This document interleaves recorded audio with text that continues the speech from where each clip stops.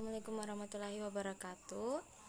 Di sini saya akan menjelaskan materi tentang bab 4, yaitu laporan akuntan. Yang pertama itu jenis-jenis pendapatan akuntan.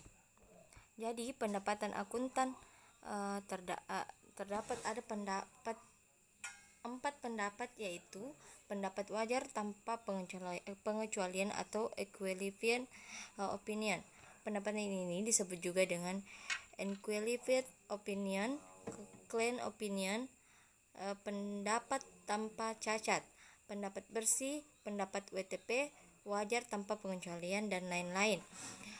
Akuntan publik akan memberikan pendapat atau opini seperti ini apabila laporan keuangan secara umum menggambarkan posisi keuangan dan hasil usaha yang wajar yang didasarkan pada penerapan standar akuntansi yang berlaku umum dan diterapkan secara konsisten.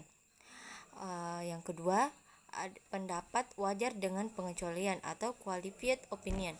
Pendapat ini disebut juga pendapat wajar dengan pengecualian. Qualified opinion, pendapat wajar dengan catatan atau pendapat bersyarat.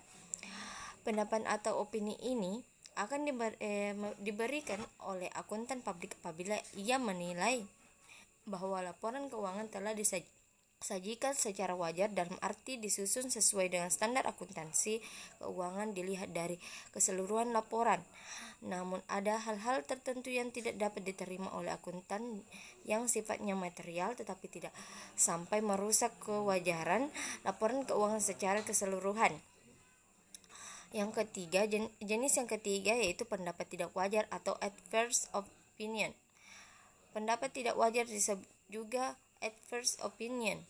Pendapat atau opini ini diberikan oleh akuntan publik apabila laporan keuangan secara umum menggambarkan posisi yang tidak wajar, baik karena banyak perkiraan atau jumlah yang menjadi masalah. Jenis yang keempat yaitu menolak memberi pendapat atau disclaimer of opinion. Pendapat ini juga disebut disclaimer of opinion, no opinion, atau tidak ada pendapat. Pendapat atau opini ini diberikan apabila akuntan publik merasa bahwa pemeriksaan tidak cukup mendukung untuk memberikan suatu pendapat atas laporan keuangan atau dirinya dianggap tidak independen dalam memberikan pendapat atas laporan keuangan yang diperiksa. Pembahasan kedua itu kesimpulan audit dan pelaporan.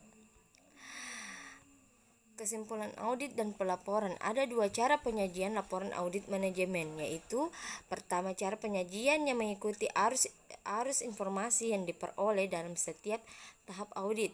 Sesuai dengan tahapan-tahapan audit, auditor mengorganisasikan laporan hasil auditnya berdasarkan apa saja yang dilakukan dan yang ditemukan selama melaksanakan tahapan-tahapan audit. Seorang auditor memperoleh informasi melalui beberapa tahapan sebagai berikut. Yang pertama itu pengumpulan informasi latar belakang pada tahap audit pendahuluan. Yang kedua, menetapkan tujuan audit sesungguhnya atau definitive audit objektif berdasarkan hasil review dan pengujian terhadap sistem pengendalian manajemen. Ketiga, pengumpulan bukti-bukti audit dan pengembangan temuan berkaitan dengan tujuan audit pada tahap audit lanjutan. Cara penyajian yang arus informasi yang menitik beratkan penyajian kepada kepentingan para pembaca atau pengguna laporan. Umumnya para pengguna laporan lebih berkepentingan terhadap temuan auditnya daripada bagaimana audit melakukan audit.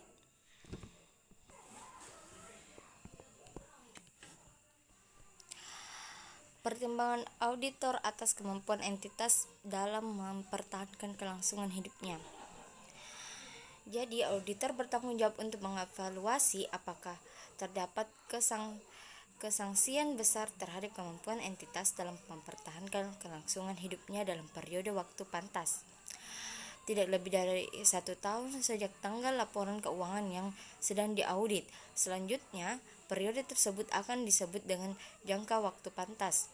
Evaluasi auditor berdasarkan atas pengetahuan tentang kondisi dan peristiwa yang ada pada atau yang telah terjadi sebelum pekerjaan lapangan selesai. Informasi tentang kondisi dan peristiwa diperoleh auditor dari penerapan prosedur audit yang direncanakan dan dilaksanakan untuk mencapai tujuan audit yang bersangkutan dengan asersi manajemen yang terkandung dalam laporan keuangan yang sedang diaudit sebagaimana dijelaskan dalam SA Seksi 326 PSA nomor 7 Bukti Audit. Mungkin itu saja yang bisa saya jelaskan mengenai materi bab 4, yaitu laporan akuntan. Kurang lebihnya mohon dimaafkan. Billahi fisabilillah. Wassalamualaikum warahmatullahi wabarakatuh.